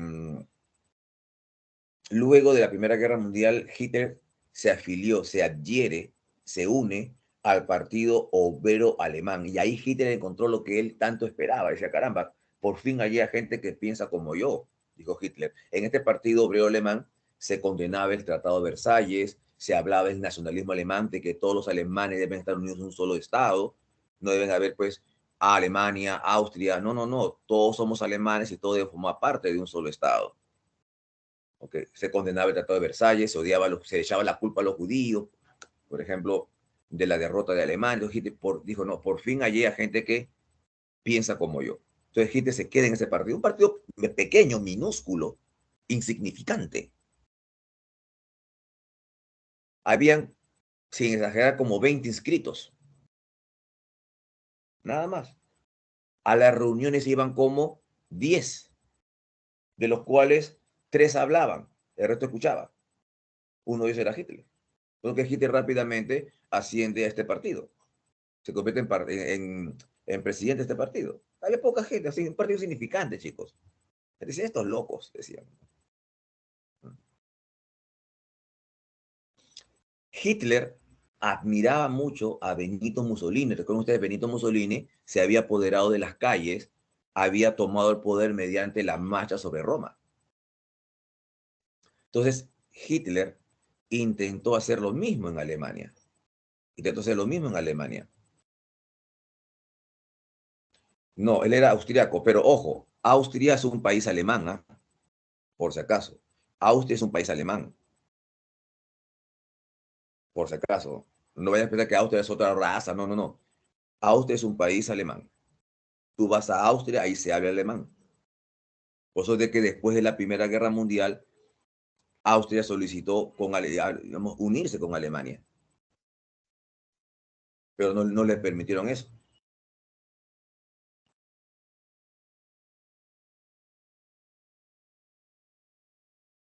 Entonces, como Hitler admiraba a Benito Mussolini, que se había apoderado del gobierno mediante la marcha sobre Roma, Hitler intentó hacer lo mismo en Alemania. Intentó dar un golpe de Estado en la ciudad de Múnich, conocido como el Putsch de Múnich. Fracasó, bueno, estos locos, porque vamos a ver la imagen, vean ustedes, está la imagen de Hitler de su fallido intento de golpe de Estado en Múnich. Estaba ahí desfilando, quería tomar el poder, imitando a Benito Mussolini, la gente mirando, dijo, estos locos. Llegó la policía y a todo el mundo los apresó a la cárcel. Hitler fue condenado a 5 años en la cárcel, pero estuvo solamente 9 meses. Lo amnistiaron porque dijeron, darle importancia a un loco. No vamos a crear, no vamos a crear un héroe de este loco. Pero estando en la cárcel, Hitler escribió su libro llamado Mi lucha, Mein Kampf. Las ideas principales de este libro son el pangermanismo, es decir, el nacionalismo alemán. Si todos los alemanes dispersos en Europa, en varios países, deben formar un solo Estado. Por eso que Hitler que buscaba unificar Alemania y Austria, pues. Deben ser un solo país. El odio a los judíos, el antisemitismo, a quien le echaba la culpa del fracaso de Alemania en la Primera Guerra Mundial, y el odio a los comunistas. Sale de la cárcel donde escribió su libro y liberado, él reorganiza su partido. ¿No? Sus seguidores lo llamaron el Führer. ¿No? Reorganizó el partido, creó las SS, Cuerpo de Vigilancia, la SA, el grupo paramilitar, la Gestapo, que era la policía nazi, en fin. En un inicio este partido no era totalmente insignificante, repito. La cosa cambia con la crisis de 1929, donde Alemania se vio pues sumida en una terrible pobreza, un descontento. Entonces, frente a esta crisis, como le dije hace unos momentos, la gente va a decir, bueno, me ha decepcionado el gobierno republicano, parlamentario, liberal. Entonces, ¿qué busco? Un régimen radical, o bien comunismo o bien nazismo. Así poco a poco, entonces, va a ir aglutinando en el poder a mucha gente, Adolfo Hitler, que hay que reconocer que Hitler tenía pues un verbo, un discurso tremendo, arrollador. Eso sí, que estaba loco, estaba loco. Hitler postula a la presidencia. No ganó, no ganó Hitler. Ganó un antiguo héroe alemán de la Primera Guerra Mundial, Pablo Hindenburg. Lo vemos en la imagen. Ganó Pablo Hindenburg, Hitler en segundo lugar, tercer lugar el comunismo, que tenía muchos adeptos. Entonces, ¿qué decidieron? Pues, tanto Pablo Hindenburg, era muy anciano, y Hitler, aliarse para acabar con el comunismo. Así Hitler fue nombrado canciller. Hoy nadie duda que el partido nazi incendió el parlamento alemán. Pero ¿a quién se le echó la culpa? Se le echó la culpa al Partido Comunista. Entonces fue el pretexto que se usó para eliminar a los comunistas y luego los demás partidos de oposición. Pablo Hindenburg era muy anciano y en cualquier momento se moría. Entonces Hitler solamente estaba esperando nada más que se muera, porque iba a morir, era muy anciano. Bueno, la cosa es que los grupos de poder, los grupos de poder, es decir, los grandes empresarios alemanes, las altas, otros cargos del ejército, hablan con Hitler y le dicen, mira Hitler, a ti te queremos, a ti te necesitamos, pero no nos gusta mucha gente de tu partido. En el partido nazi hay muchos radicales que no me gustan, pero Hitler dice, no, pero está bien, son amigos, ellos me hacen caso a mí. No, no, no, no, le dice, no. A ti te queremos, pero no nos gusta a mucha gente de tu partido, así que escoge. O nosotros que te vamos a dar el poder una vez que se muera Pablo Hindenburg, o esa gente que nos estorba a nosotros. Entonces a Hitler no dudó, no le tembló la mano para eliminar a ciertos elementos del partido nazi, ¿no? Entre ellos a Ernest Röhm, que era el único miembro del partido nazi que tuteaba a Hitler. Era su amigo, pero Hitler no dudó en traicionarlos y matarlos. ¿Por qué? Porque los grupos de poder le estaban ofreciendo el apoyo, pero tenía que eliminar a esa gente. Esta fecha conocida como la noche de los cuchillos largos. Cuando muere Hindenburg, Hitler asumió todo el poder. Todo lo que, recuerden ustedes, todo lo que le prohibía el Tratado de Versalles, Hitler no lo cumplió. Primero Alemania se retira de la Liga de Naciones, las prohibiciones del Tratado de Versalles, Hitler no la cumple, se rearma Alemania, se establece el servicio militar obligatorio, se construye la aviación alemana Luftwaffe. El Tratado de Versalles, recuerden ustedes, establecía que la región de Renania, que es la frontera entre Alemania y Bélgica, debía ser desmilitarizada para evitar que Alemania se expanda. Pero como Hitler no cumplió el Tratado de Versalles, Hitler ocupa militarmente la región de Renania. Se produce la persecución a los judíos, la noche de los cuchillos rotos o de los cristales rotos. En política exterior hubo un acercamiento entre la Alemania nazi y el fascismo italiano, formándose así el eje Berlín-Roma, al cual en plena Segunda Guerra Mundial se une el Japón. Estalla una guerra civil en España, por esa fecha voy a explicar en un ratito, y tanto la Alemania nazi como el fascismo italiano apoyan a Francisco Franco, porque tenía ideas muy similares. Recuerden que el Tratado de Versalles prohibía que Alemania se anexara a Austria, la patria de Hitler. Hitler no le importó, entonces finalmente Austria fue incorporada a Alemania. Este hecho conocido como el Anschluss, como estamos viendo en la imagen. Luego, Alemania se anexa a la región de los Sudetes checoslovacos. En los Sudetes checoslovacos vivían cerca de 3 millones de alemanes. Entonces Hitler reclamaba, ahí esa gente que está ahí, esos 3 millones y medio de alemanes, deben formar parte de Alemania, no de Checoslovaquia. Y se anexa a esa región.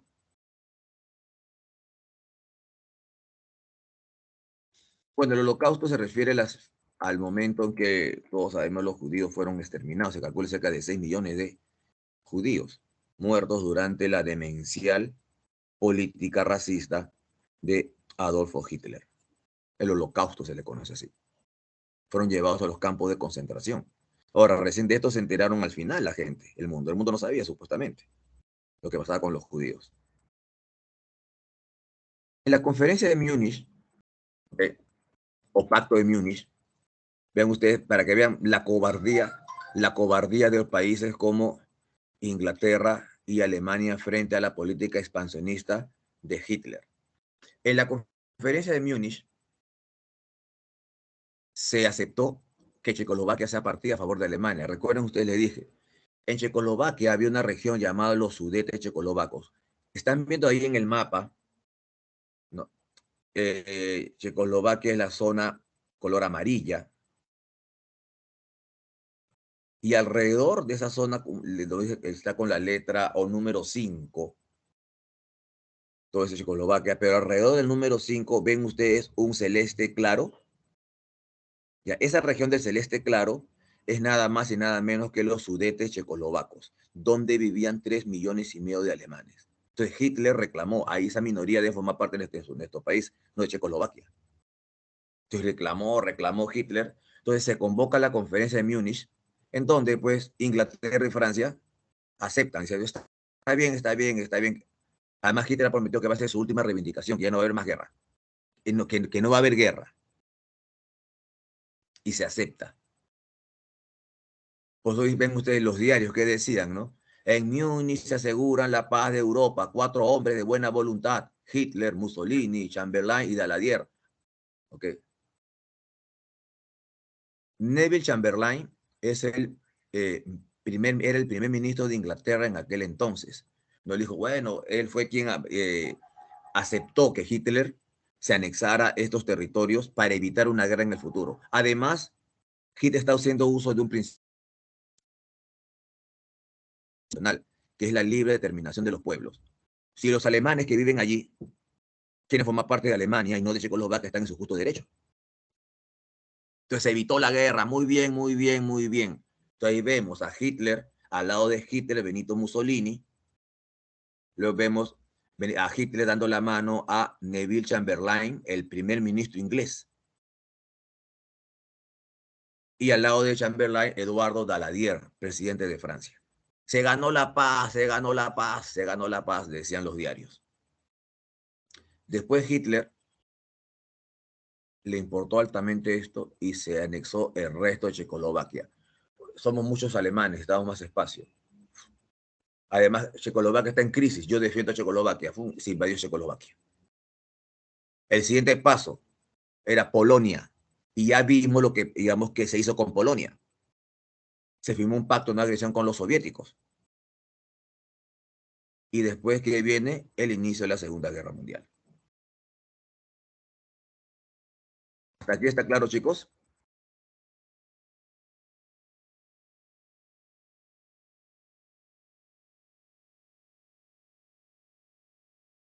¿Está claro, chicos?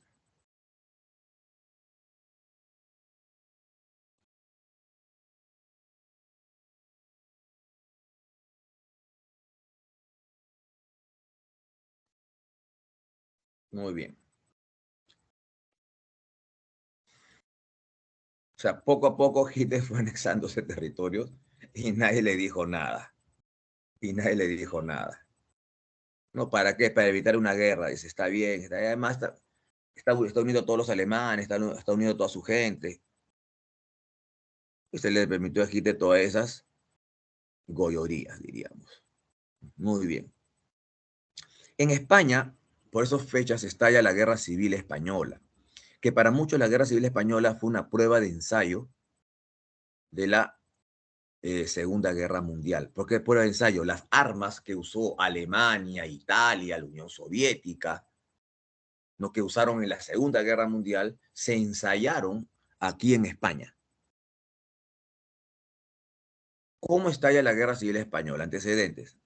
En España hay una monarquía. Gobernaba el rey Alfonso XIII, que debería ser abuelo, ¿no?, del actual rey de España, Alfonso XIII. Gobernaba, pero este señor había abandonado el gobierno sin renunciar. Ah, buena pregunta, Catherine. Dice, ¿y nadie sospechaba lo que Hitler estaba por hacer? Estos países, Inglaterra y Francia, ¿eran países anticomunistas? ¿Sí o no? Inglaterra y Francia, ¿eran países anticomunistas? ¿Sí o no? Inglaterra y Francia eran enemigos de Stalin. No veían con buenos ojos a Stalin. Tampoco veían con buenos ojos a Hitler. pero sabían de que Stalin y Hitler eran enemigos. Sabían de que tarde o temprano la Alemania nazi y la Unión Soviética se iban a enfrentar.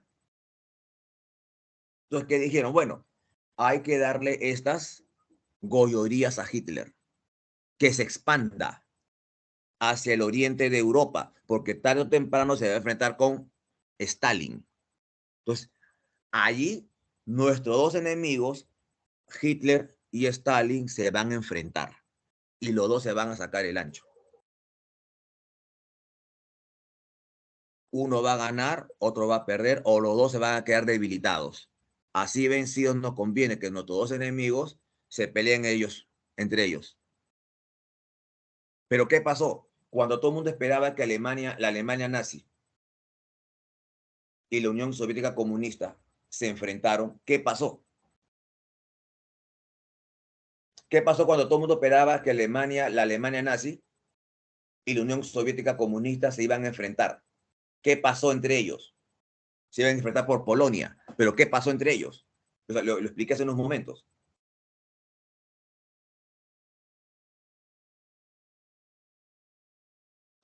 Firmaron un pacto de, muy bien, firmaron un pacto de no agresión. Cuando todo el mundo esperaba, pero hoy se van a pelear, se van a pelear, se van a pelear, se van a pelear. ¿Qué pasó? Pacto de no agresión. Un pacto secreto. Muy tarde, porque a la semana que se iniciaba la Segunda Guerra Mundial. Ajá. O sea, esa es la tonta política de apaciguamiento para evitar la guerra practicada por Inglaterra. ¿Okay? Se le permitió a Hitler expandirse para que se enfrente con los soviéticos, pero al final y al cabo, Alemania y los soviéticos formaron un pacto de no agresión. Les salió mal los planes. Y ya pues era la guerra, ya estalló la guerra. Muy tarde reaccionaron. ¿Está claro, Catherine, ahora? Buena pregunta.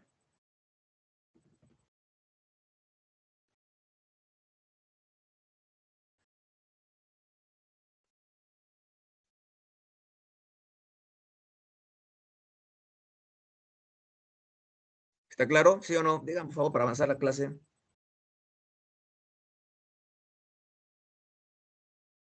Bueno, sigo entonces.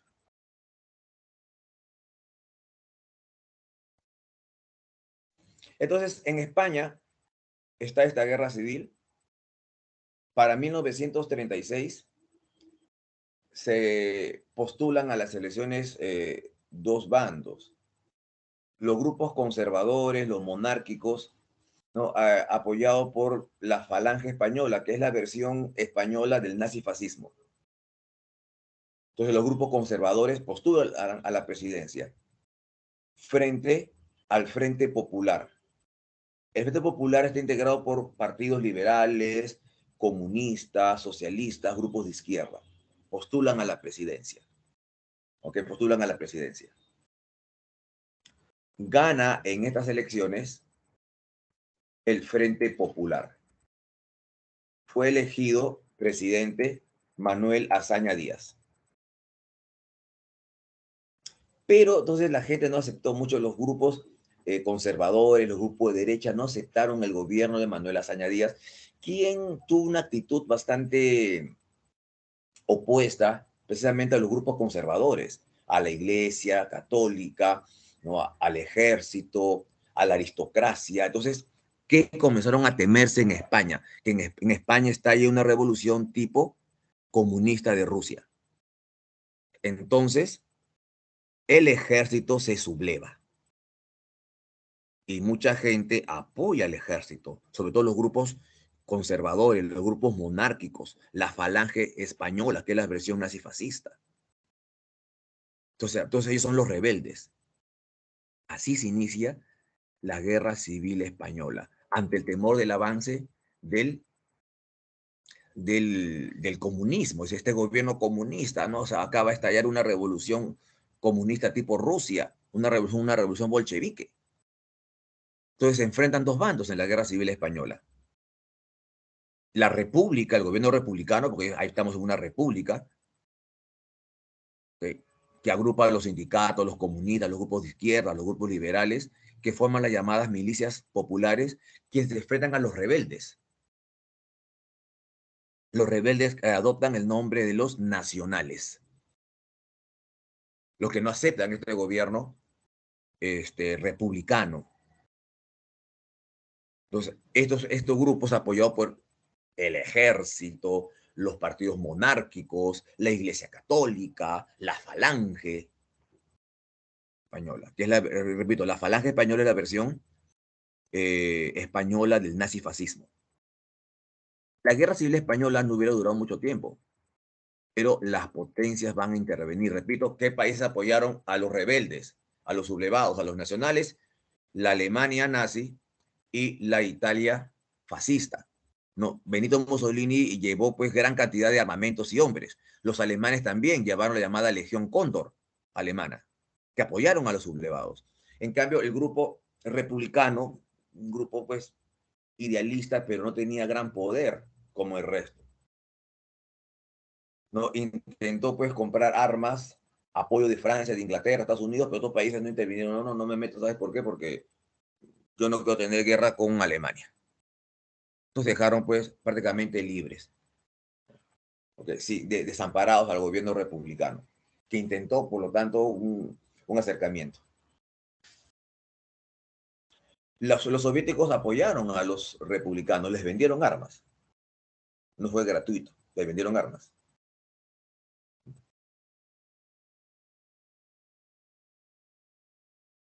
Participan las llamadas brigadas internacionales, mucha gente apoya, ¿no? Gente, digamos, en el mundo, gente apoyó a los republicanos.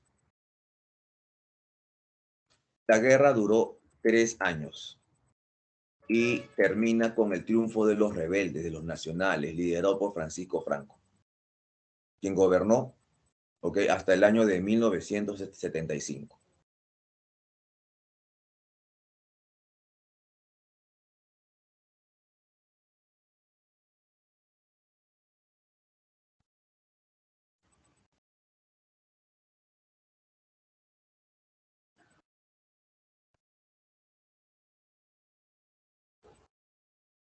Sí, pero eso ya fue ya, estamos hablando ahora de la Guerra Civil Española. Sí, Catherine. Chicos, le doy las claves antes que termine las clases.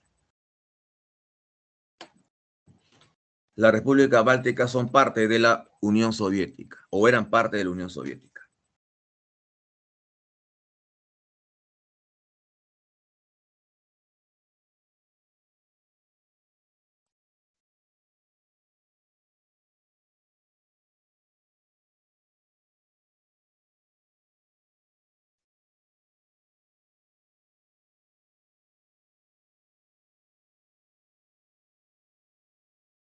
Chicos, le dicto las claves.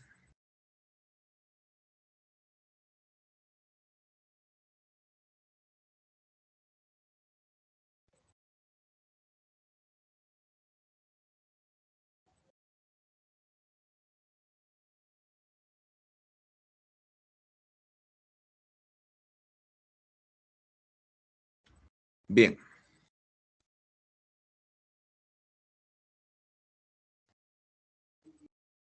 Listo. Entonces, clave separata 13.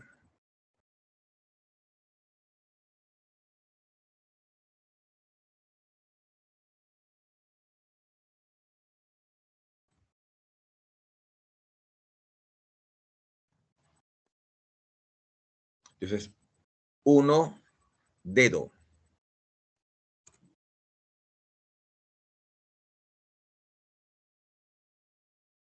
1, dedo. 2, enano.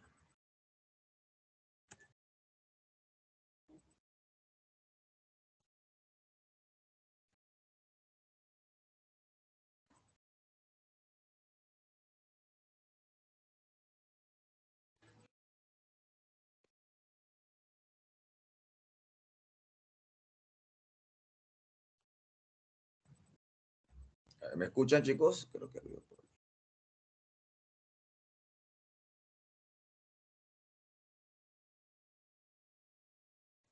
Sí, profesor. Sí. Ya, a ver.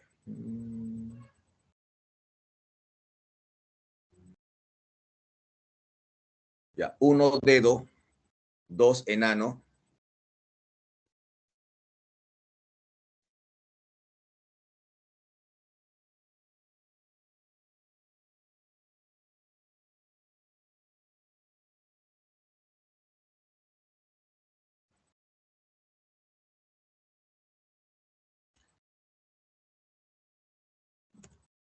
3 beso,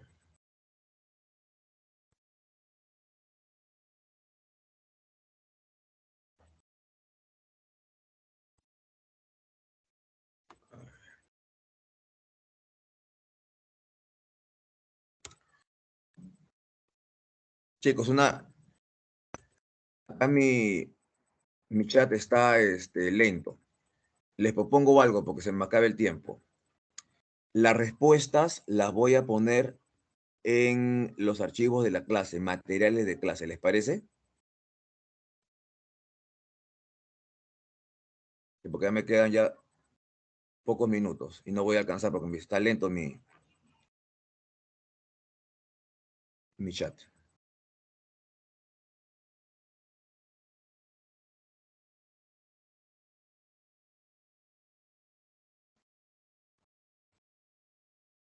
Bien.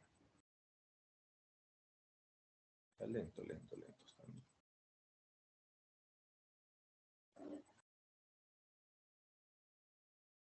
Ya, entonces chicos, así quedamos. Ya, ahorita los voy a subir, lo voy a colgar en los archivos de la